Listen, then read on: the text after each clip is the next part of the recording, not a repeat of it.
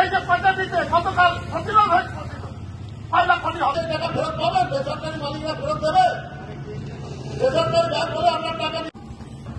আমরা সবাই বলছি আমাদের জ্বালাবে, আমাদের কাজ নেই, আমাদের পেটে ভাত চাই, আমার ছেলে মেয়ে লেখাপড়া চাই না, আমাদের এই কৃষকদের গরিব তো এদের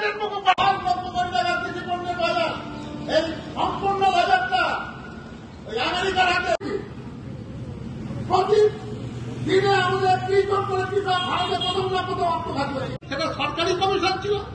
ডক্টর এম.এস. স্বামীনাথন তিনি প্রয়াত হয়েছে, তিনি যে প্রস্তাব করে গেছে, সরকারকে তো কিনতে বলছিলাম, সরকার সব বছর কোনোদিনই কেনে না, ভবিষ্যতেও কিনবে না। নাকলি নয়, কর্পোরেটদের একটা বিরাট সাহায্য নিয়ে আপনারা যদি ইলেকট্রাল ফান্ডের হিসেবটা দেখেন, 6,500 কোটি টাকা মোদী সরকারের, মানে এই দলের মোদী যে দলের আছে সেই বিজেপি দলকে তারা দিয়েছিলেন বিভিন্ন কর্পোরেট। আজকে এর পাশাপাশি এই কর্পোরেট যে মিডিয়া, এই কর্পোরেট মিডিয়া মোদীকে ভারতবর্ষের প্রধানমন্ত্রীর আসনে বসাতে যে পরিশ্রম করেছে, যে খরচ করেছে, আজকে তার বিনিময়ে আজকে তা সেই হিসেব চুকিয়ে দিচ্ছেন আমাদের এই সরকার। একমাত্র রেল স্টেশন হচ্ছে ঝাড়গ্রাম, একমাত্র নয় 5টি রেল স্টেশন আছে, জেলা শহরের রেল স্টেশন হচ্ছে ঝাড়গ্রাম।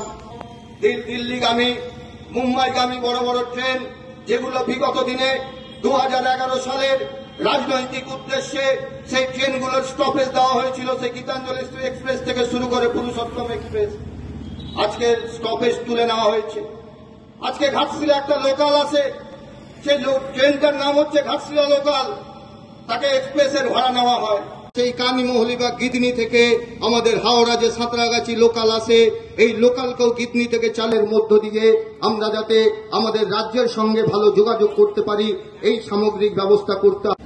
আজকে আমাদের শ্রমিক কৃষক ক্ষেতমজুর গোষ্ঠী সংগঠনগুলির ডাকে আগামী 20শে এপ্রিল যে ব্রিগেড সমাবেশ, এই সমাবেশকে সামনে রেখে প্রকাশ্য গণকনভেনশন।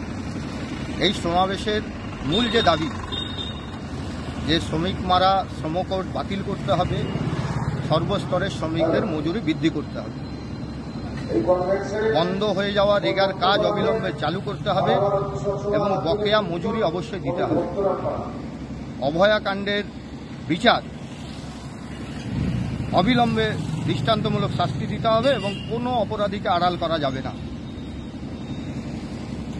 এবং এর সঙ্গে আমাদের ঝাড়গ্রাম জেলার নির্দিষ্ট কয়েকটি দাবি আছে। গিদনি থেকে হাওড়া লোকাল বেশিরভাগ চালু করতে হবে এবং কদমকানন রেলগেট এবং উত্তর বামদা রেলগেটের জনগণের যে সমস্যা, সেই সমস্যাগুলি সমাধানের জন্য হয় আন্ডারপাস নতুবা ওভারব্রিজ করতে হবে।